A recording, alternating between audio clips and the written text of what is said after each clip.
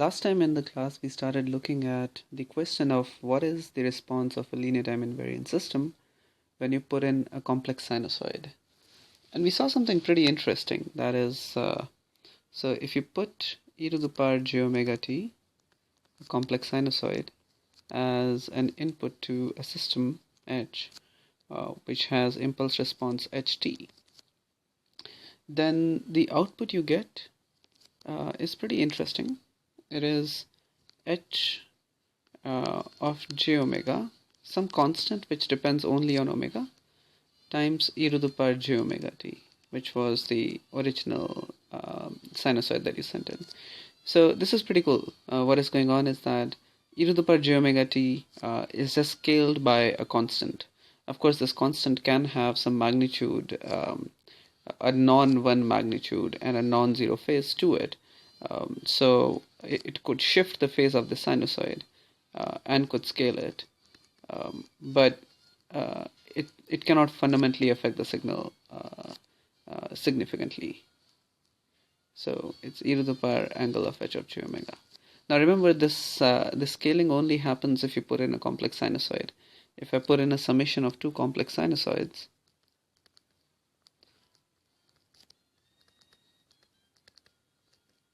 then at the output you don't get just a scaled times the summation. You get one sinusoid h of j omega 1 times e to the power j omega 1 t plus h of j omega 2 times e to the power j omega 2 t, right? And this is, remember, this is not just a scaled version of the input, which is the sum of these two sinusoids. So that's why the response is much more complicated when you don't have a complex sinusoid as the input to the system. Now, what is this constant h of j omega? We computed this in the class, and we saw h of j omega is integral from minus infinity to infinity h of tau e to the power minus j omega tau d tau. And this is, remember, this is not a function of time, it only is a function of omega. So this whole thing is a function of omega, right? Doesn't depend on time.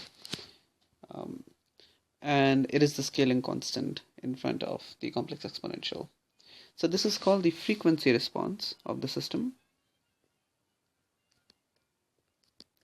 And just to foreshadow what we are going to see in the future, this is also the Fourier transform of the impulse response ht. So Fourier response of ht. Okay. Now what I want to do is I want to discuss the implications of this the analogous result in discrete time, and briefly talk about how this can be useful. So in discrete time, the story is very similar. The question we are asking is, you have a system with impulse response hn, an LTI system, and you give it the input e to the power j omega n, right, instead of e to the power j omega t. And the question we are asking is, what is the output? And again, the output turns out to be some function of just omega. We'll write it as h of e to the power j omega. Slightly different notation from the continuous time, in that we are just writing e to the power inside the brackets here. And the reason will become clear as we progress in the course. Again, times e to the power j omega n. So it's a scaled version. Let's just quickly show that this is actually the case. And again, h of e to the power j omega is the frequency response of the system, and technically is also the Fourier transform, but in this case the discrete time Fourier transform of hn. So how do we show something like this? Well, again, we start with y of n is summation over remember the convolution function xk, h of n minus k, right? Always when you have the convolution function, you can use one of the two representations, either this or x of n minus k hk by commutativity of convolution, and sometimes one is more convenient than the other. In this case, we'll actually stick with the second representation.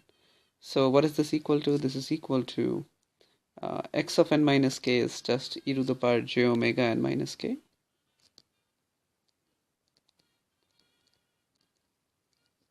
and hk is just hk. So this is equal to, again, e to the power j omega n doesn't depend on k, so we can just bring it out of the summation. So e to the power j omega n times this quantity h of e to the power j omega. So this is a summation over k e to the power minus j omega k times hk. And again, this is exactly our h of e to the power j omega, which is the frequency response of h. Now, how is this useful? And we'll talk about a brilliant result tomorrow in the class, where we'll see how every or many signals can be represented as summations of sinusoids. And that's why a representation in this Fourier domain or in this frequency response sense of a system is actually pretty useful. Let's take a look at a continuous time example to understand what this frequency domain representation or frequency response of a system can look like. So let's take an example where ht is delta t times minus e to the power minus t ut. Okay, so this is my impulse response of a continuous time system. So this is what is called, so let's write down, this is what is called a high pass filter. And why is it called a high pass filter? We'll see pretty soon. So h of t is delta t minus e to the power minus t ut. Let's compute h j omega, which is the frequency response for this system. Remember, by definition, h of j omega is integral from minus infinity to infinity ht e to the power minus j omega t dt. So what is this equal to? This is integral from minus infinity to infinity delta t minus e to the power minus t ut dt. This is, I'm just substituting ht here, right? Now what is this integral? Remember, delta t is the Dirac delta function, and if you integrate that, oh sorry, I forgot a term here, e to the power minus j omega t dt. What delta t does, because of its shifting property, it will just evaluate the value of this function at the particular point at which delta function is non-zero.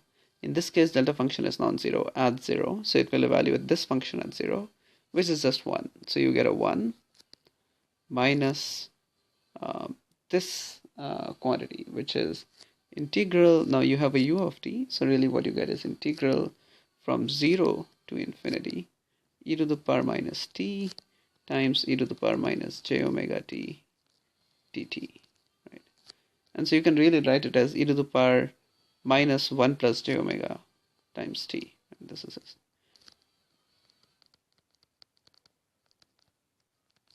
Hence the whole thing is equal to 1 minus, or rather you'll get a plus sign because of this minus. Eventually, if you calculate this, this is 1 plus 1 over 1 plus j omega. Oh, wait a minute, you'll also get a 0 minus 1, so you can get a minus sign here. So if you evaluate this integral, this is what you end up getting out of it, which is equal to j omega divided by 1 plus j omega.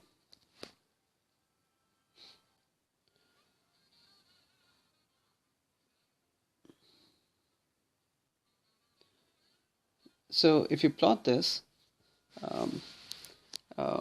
so how do we plot this function? So first, this is a complex number, so we'll have to plot the magnitude of h of j omega, right? So let's compute the magnitude. The magnitude is omega divided by 1 plus omega square under root. Right. And if you plot h of j omega, it looks like this.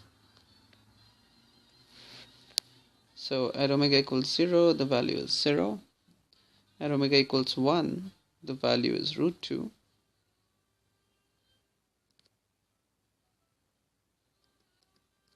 And as omega goes to infinity, the value converges to 1. Of course, since we're looking at magnitude, this is also omega magnitude, right? So this is root 2 at 1, or sorry, 1 over root 2 at 1, and it goes to 1.